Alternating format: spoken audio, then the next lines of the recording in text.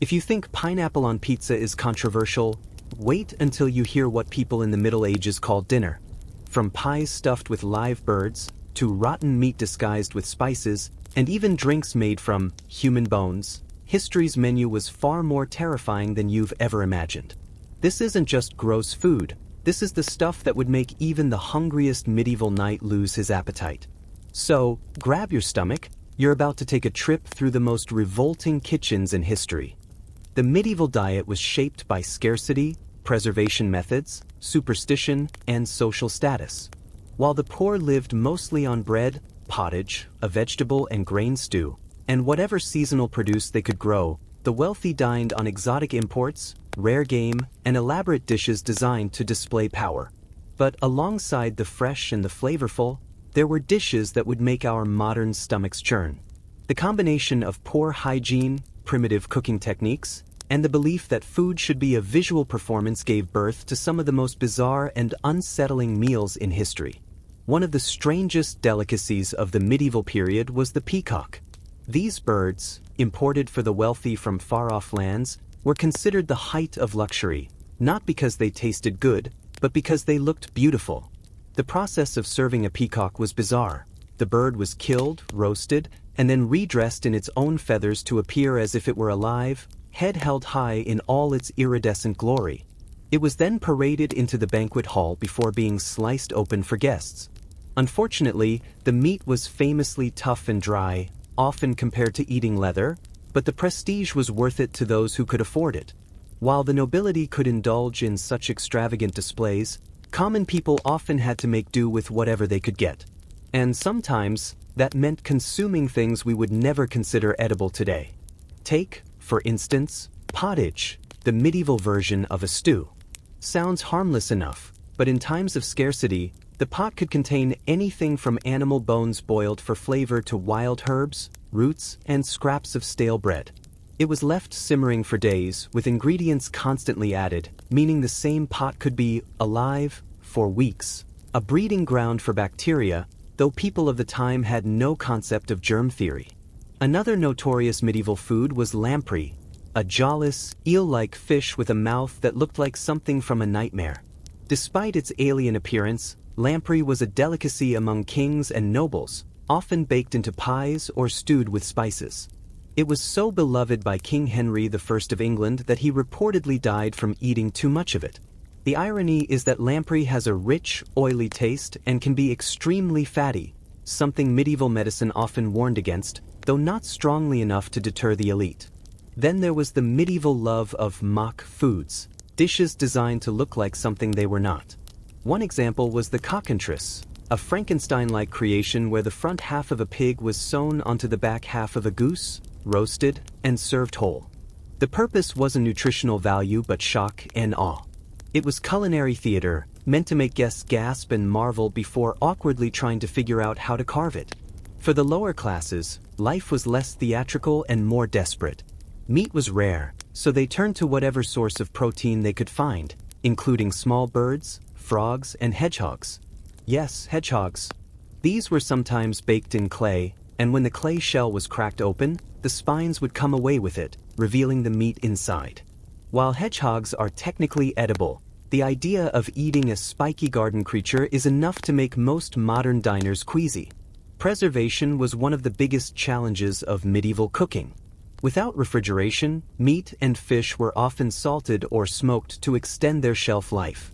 Unfortunately, heavily salted meat could be unpleasantly hard and extremely salty by the time it was eaten.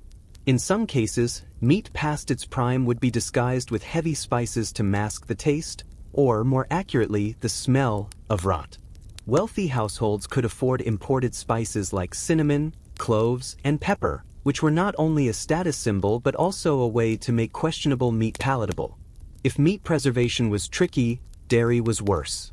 Milk soured quickly, so people turned it into cheese or butter as fast as possible. But cheese itself could range from delicious to revolting, depending on how it was made. Some medieval cheeses were so strong and pungent they could clear a room, and in poorer households, moldy cheese was not necessarily thrown away. Instead, it was scraped, boiled, or simply eaten as it was, with the belief that the mold was harmless. For dessert, medieval Europe had some sweet treats, but even these could be strange to modern tastes. One popular sweet was called marchpane, a dense almond paste shaped into elaborate sculptures. Sounds fine, right? But sugar was so expensive that most marchpane was flavored with honey, rose water, or even vinegar, creating a strangely floral sour combination. Another was posset, a drink made of hot milk curdled with wine or ale, spiced and sweetened, a warm, lumpy beverage somewhere between custard and soup. Medieval banquets also featured something known as entremet, elaborate displays that weren't always edible, but when they were, they could be quite bizarre. Some involved pies filled with live birds that would fly out when the crust was cut, a spectacle that likely traumatized more than it entertained. Others contained mixtures of meats and sweets, such as minced pork baked with sugar, dried fruits, and ginger. The blending of savory and sweet was not unusual at the time, but to a modern palate, the combinations could be overwhelming or outright unpleasant. Speaking of meat, medieval cooks were notorious for using every single part of an animal. Nothing went to waste. This meant dishes made from brains, tongues, lungs, and even eyes. A popular dish among the wealthy was calf's head soup, which was exactly what it sounded like. A boiled calf's head, complete with skin, ears, and sometimes the eyes left intact. The meat would be scraped off and served with broth, while the head itself could be a centerpiece. Another stomach-turning delicacy was black pudding, a blood sausage made by mixing pig's blood with oatmeal, fat, and spices, then stuffing it into an animal's intestine. While blood sausage is still eaten in some parts of the world today, medieval black pudding was often made without proper preservation and could quickly spoil, especially in warmer months. Still, it was valued as a hearty source of protein for both rich and poor. The nobility's obsession with exotic animals didn't stop at peacocks. They also dined on seals, porpoises, and even whales when they could get them. Whale meat was considered a delicacy, though it required extensive boiling or salting to make it edible. Monastic communities, bound by fasting rules that forbade eating land animals, often relied on aquatic creatures like beavers, which were classified as fish by the church because of their tails, to get around the restrictions. Then there were the pies, and these weren't the fruit-filled desserts we think of today. Medieval pies could contain minced meat, fish, or even entire animals, bones and all. The crust wasn't always meant to be eaten. It was often just a hard shell to protect the contents during cooking. Some pies were baked with live animals inside for dramatic effect, while others were stuffed with mixtures so dense and greasy they could sit on the table for hours without cooling. For the poorest members of society, protein sometimes came from insects, whether intentionally or not. Flour and grain were often infested with weevils, and in times of hunger, people would simply bake bread with them still inside. The insects added an unintentional crunch and extra protein, though few would have considered it a selling point.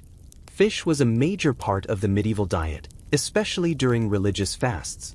But without refrigeration, fish had to be salted, dried, or pickled to last. One particularly smelly delicacy was stockfish, dried cod so hard it had to be beaten with a mallet before cooking.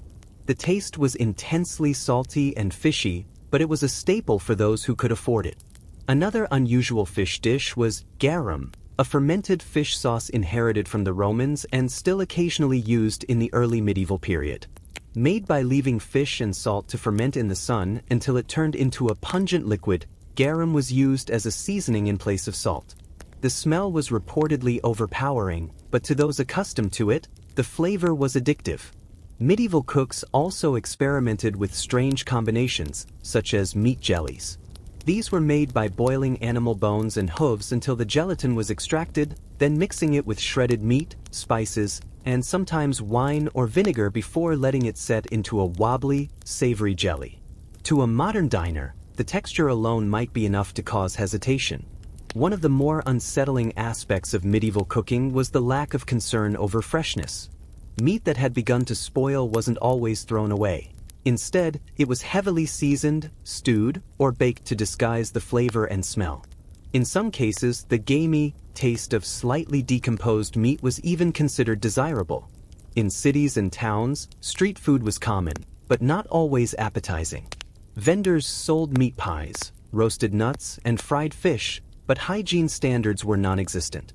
Food was handled with bare hands, cooked on dirty grills, and often sat out for hours. It was cheap and filling, but it came with the risk of foodborne illness, something people of the time simply accepted as part of life. Then there was mincemeat, which in the medieval period actually contained meat. It was a mixture of finely chopped beef or mutton, suet, dried fruit, spices, and sometimes wine or brandy baked into a pastry. The combination of meat and sweet flavors was intentional, but to modern tastes, it can seem confusing and unappealing. On the sweeter side, honey was the primary sweetener for most people, as sugar was a luxury. But honey wasn't always refined or filtered, meaning it could contain wax, be parts, or other debris. People didn't mind, they saw it as part of the natural process.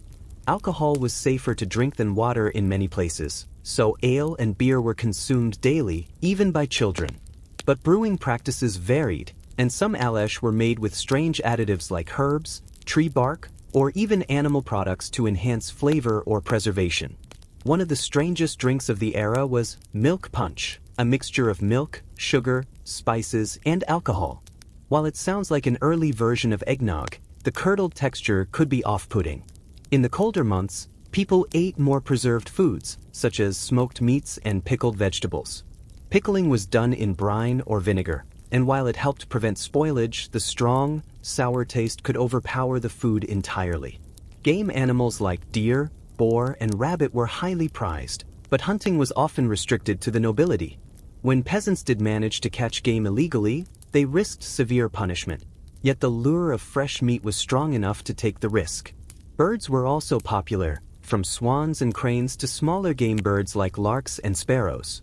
Cooking methods varied, but roasting was common, often with elaborate sauces made from wine, fruit, and spices. As the medieval period drew to a close, trade with other regions brought new ingredients, but also new oddities. Exotic spices were used in excessive amounts, sometimes overpowering the dish entirely, simply to show off wealth. Looking back, the foods of the Middle Ages reveal a world where necessity, superstition, and the desire for spectacle shaped the dining table. From swans and their feathers to pies with live birds, from salted lamprey to hedgehogs baked in clay, medieval cuisine could be both lavish and grotesque. It's a reminder that taste is shaped by time and culture, and that what we find disgusting today might one day be seen as a delicacy again.